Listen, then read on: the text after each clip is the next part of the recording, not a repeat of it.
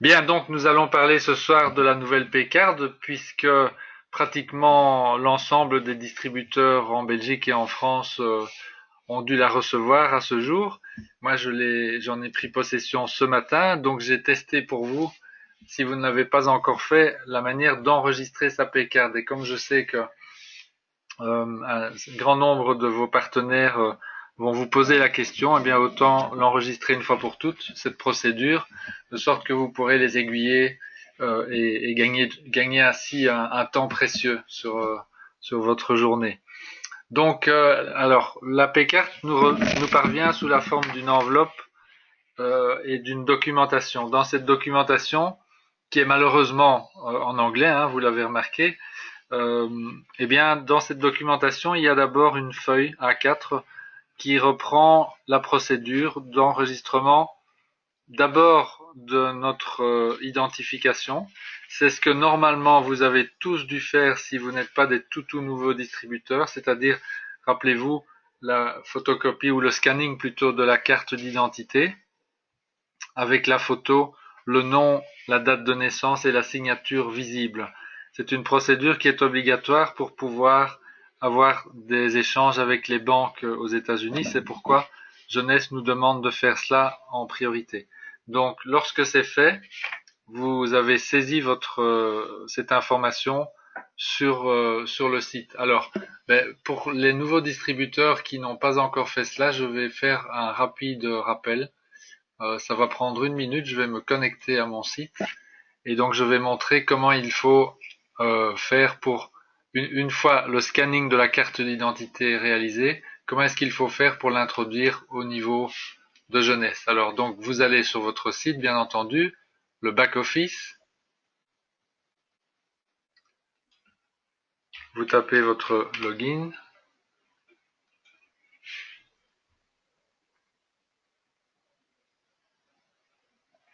et puis ensuite vous allez dans votre pochette jeunesse. Alors si vous n'avez pas encore initialisé votre pochette jeunesse, il vous sera demandé de le faire et donc vous aurez non pas cet écran-ci mais à peu près le même écran mais avec en dessous un lien pour pouvoir initialiser votre pochette jeunesse. Donc dans ce cas-là, vous devrez donner un nom d'utilisateur qui doit être différent de votre URL, un mot de passe qui lui peut être le même ou différent, peu importe. Et donc vous aurez à ce moment-là initialisé ou initié l'accès à votre pochette jeunesse. Une fois que c'est fait, ou si c'est déjà fait pour vous, vous allez avoir cet écran-ci sous les yeux avec un ensemble un menu en fait avec différentes fonctions. Donc pour télécharger la photo d'identité qui aura été scannée, vous avez la fonction ici télécharger tout simplement, hein, télécharger la photo d'identification. Voilà. Là, il me dit évidemment que ma photo est déjà chargée pour mon compte, donc je n'aurai pas la suite. Mais vous aurez un écran qui vous indiquera la marche à suivre. Alors, bon, si cet enregistrement est fait, vous pouvez à ce moment-là aller directement à l'enregistrement de votre P-Card. C'est ce qu'on va regarder maintenant. L'enregistrement de la P-Card, ça se trouve ici dans le menu Enregistrer ma P-Card. Alors l'enregistrement de la P-carte se passe de la manière suivante.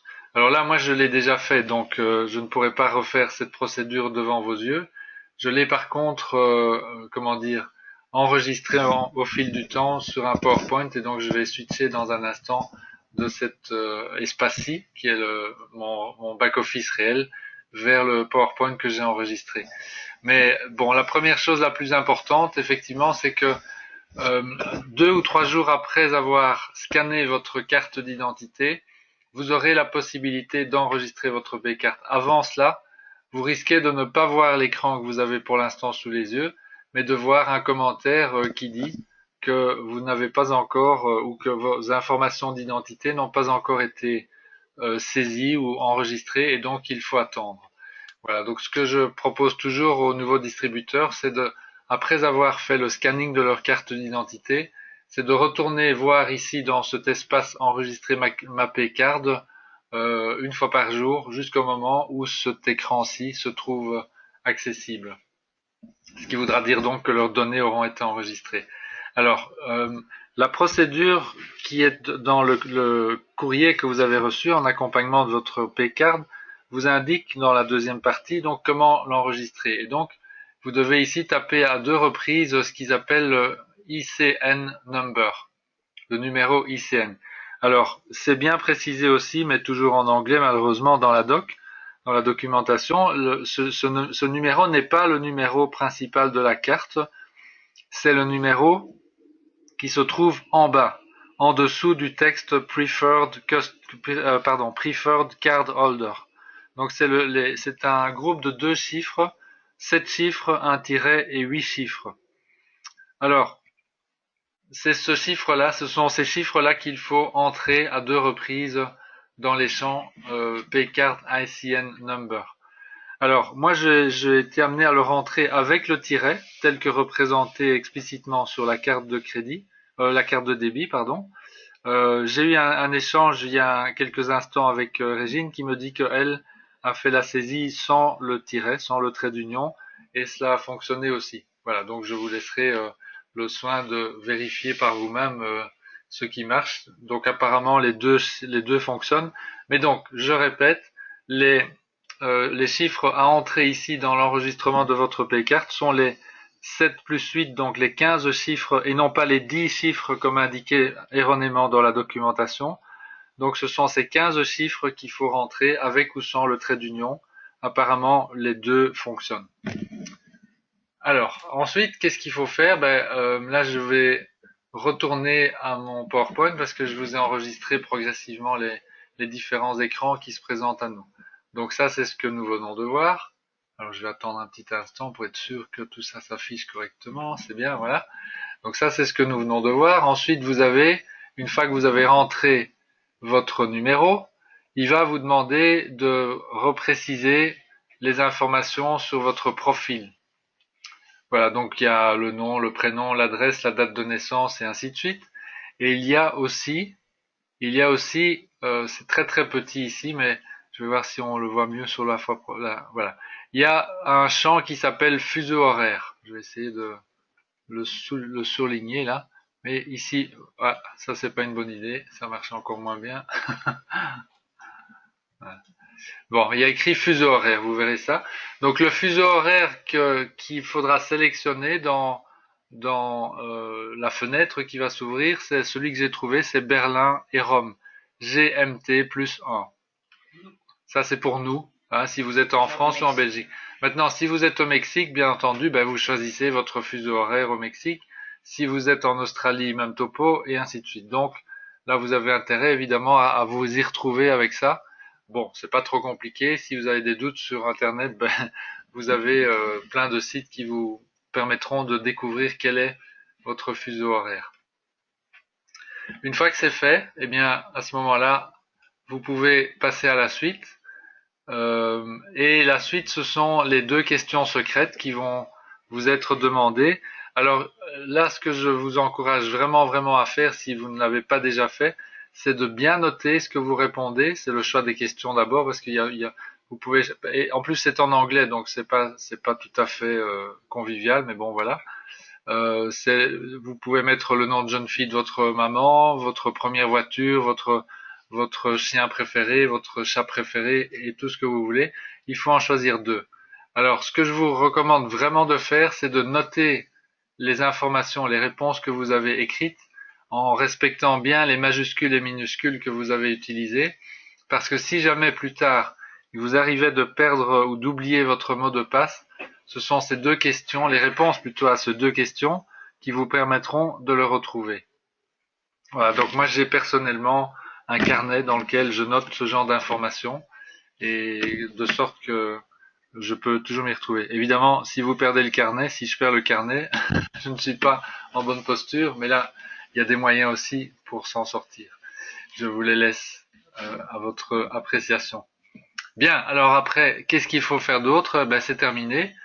Donc, en fait, vous allez avoir, si tout est rentré correctement, cette information-ci. Voilà, le système vous dira, votre information a été mise à jour, merci de vérifier ci-dessous. Des modifications à votre adresse peuvent être apportées en allant sur arrangement de pochette sur l'écran maison, autrement dit sur la home page de la pochette. Voilà donc c'est assez simple finalement. Donc ce qui va se passer euh, normalement après cela, et là je vais retourner un petit instant sur le site lui-même, sur mon back-office, c'est que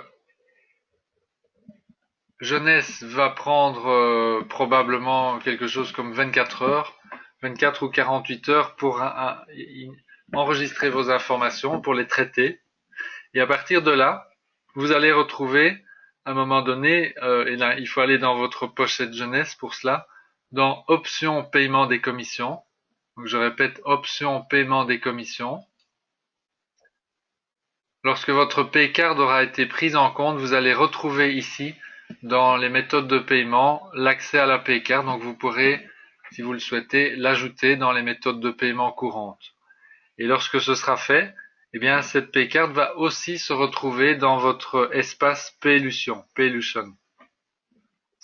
C'est l'initialisation de cet espace, rappelez-vous, c'était l'objet du webinaire de la semaine dernière.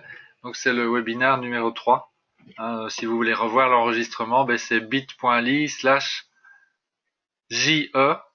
Webin 003 avec un J et un W majuscule. Voilà pour l'enregistrement de la Paycard. Alors je vais me tourner un petit instant vers vous pour savoir s'il y a des questions. Donc vous pouvez taper, je vous le rappelle, les questions il y a un espace pour cela. Je vois ici. On me dit scanner la carte d'identité au format photo JPG et non PDF. Oui, voilà, c'est une bonne recommandation, effectivement. Donc c'est vrai que tous les scanners en général donnent le choix. Est-ce qu'il y a d'autres? C'est Joseph qui nous donne ça. Merci Joseph.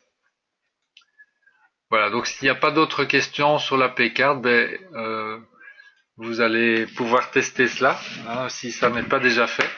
Et pour toutes les personnes donc qui vont rejoindre votre affaire prochainement, eh bien écoutez, je vous conseille de les rediriger vers cet enregistrement. Comme ça, ils vont pouvoir faire ça bien à leur aise. Alors, je voulais aussi passer 2-3 minutes sur un autre service du back-office qui est le service client. Ça, c'est lorsque vous avez une question ou un problème à mentionner et à résoudre avec Jeunesse, avec votre espace back-office ou avec quel que soit d'autre. Et donc, normalement, vous devez le savoir, ou si vous êtes nouveau, je vous l'apprends. Vous avez la possibilité donc d'envoyer ce qu'on pourrait appeler des billets de problème. Donc, en fait, c'est très simple. Vous pouvez utiliser le français ou l'anglais, donc ils vous répondront dans votre langue. Si vous utilisez le français, ce sera un petit peu plus lent en général, puisque la plupart des gens au support sont ils parlent pratiquement tous anglais, mais ils ne parlent pas tous le français. Voilà, donc il y a besoin de traduction. Donc, il y a plusieurs catégories de problèmes. Donc, vous allez devoir choisir entre facturation, commission, divers, si c'est quelque chose qui concerne aucun des autres points. Question de produit, rang, statut, retour et annulation, expédition. Voilà. Donc, si par exemple vous avez une question sur les commissions, on va dire ça par exemple. Voilà. Vous mettez commission. Ensuite, vous introduisez le titre. Donc, question. On va inventer quelque chose. Question sur la mise en service de ma Paycard. Et donc ici, vous allez décrire le problème le plus succinctement possible, mais en même temps de manière aussi complète que possible. Dernièrement, j'ai dû en fait moi faire un message concernant des transferts de commissions qui m'avaient été payés encore sur l'ancien système NXP. Et donc je veux évidemment récupérer les sommes qui ont été versées là-dessus. Donc j'ai donné les références de tous les numéros de transaction des versements de commission que Jeunesse avait faites sur l'ancien système NXP, et j'ai donné aussi les références des transactions NXP qui étaient en train de rapatrier les sous vers Jeunesse. Et donc comme moi je veux rapatrier les sous non pas vers Jeunesse mais vers mon compte en banque, eh bien j'aurais donné tous ces détails. Et donc plus vous êtes précis, plus vite et mieux, plus précise sera votre réponse, et avec un peu de chance, plus vite vous aurez la solution à votre problème. Voilà, donc c'est ce que je voulais partager ce soir avec vous. Donc c'était pas très long, mais je pense important. Donc si vous avez des questions sur ces deux sujets ou peut-être sur autre chose, puisque je vois que nous avons la chance d'avoir avec nous quelques personnes de la upline aussi, ça pourrait être l'occasion, si vous le souhaitez, de vous informer de l'une ou l'autre chose importante pour votre affaire. Voilà, alors je regarde un petit instant s'il y a d'autres questions. Alors Benjamin, sais-tu vers quelle démarche se tourner pour les consultants qui n'ont pas reçu l'email de Paylution ni la carte? Écoutez, c'est très simple en fait, c'est d'utiliser ce que je viens de vous montrer ici. Et donc, vous savez ce qu'on va faire. On va tout simplement rédiger le petit message pour dire qu'on n'a pas encore reçu notre espace Paylution. Donc on va voir, c'est donc un aspect qui est lié aux commissions. Et qu'est-ce que je mettrais moi comme titre, je dirais bon, alors on va dire ça plutôt comme ça. Je n'ai pas reçu le message pour initialiser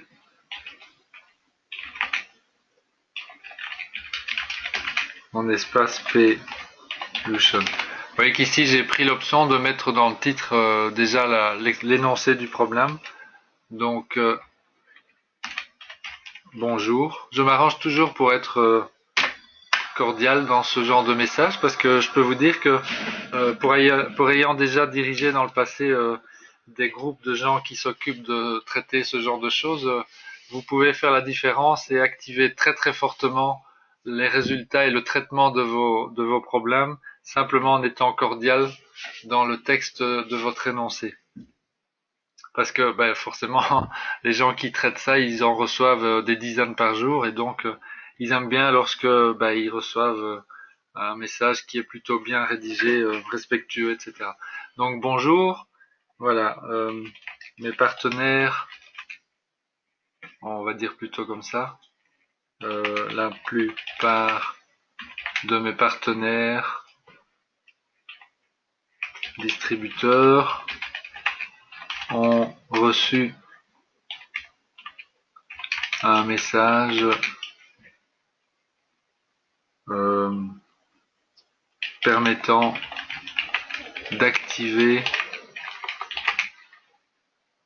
leur compte, ou plutôt leur espace Paylution. Je n'ai pas reçu ce message. Pourriez-vous m'indiquer la marche à suivre pour l'obtenir ou pour activer mon compte Paylution? Voilà. Si vous avez reçu la carte, vous pouvez l'indiquer aussi, bien sûr. J'ai par contre déjà reçu la carte de paiement. Maintenant, si c'est l'inverse, si vous avez reçu votre espace Paylution mais pas reçu votre carte, vous voyez, vous savez ce que vous avez à faire et à rédiger.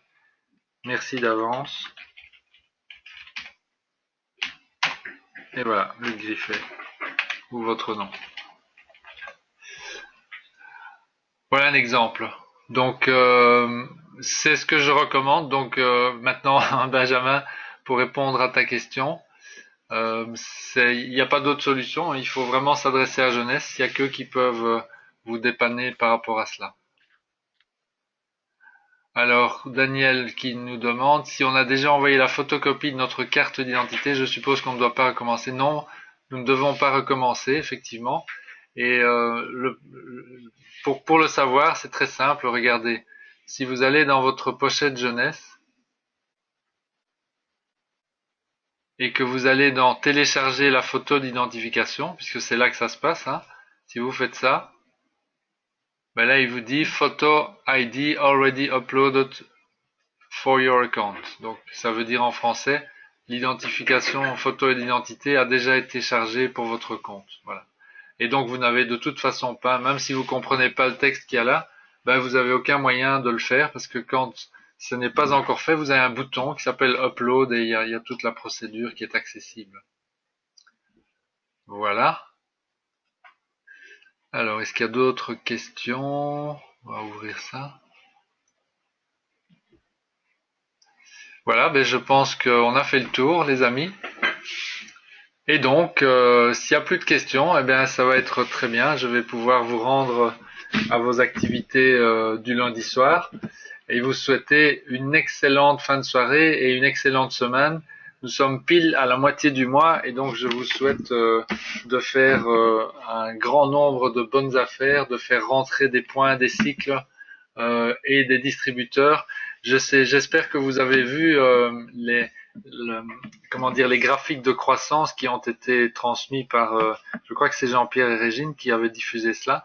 C'est tout simplement extraordinaire, croissance de plus de 500% pour l'Europe, même jusqu'à 1400% pour le Royaume-Uni, 700% pour le Mexique, c'est complètement hallucinant. Et donc, ben voilà, nous sommes au bon endroit, au bon moment. Donc, allez-y, foncez, ne vous laissez pas retenir par des obstacles, je vais dire imaginaires ou illusoires, même qui peuvent paraître vrais. Foncez, allez à l'action. Voilà, je vous souhaite une excellente soirée et je vous dis à la semaine prochaine. Au revoir. Merci Loïc.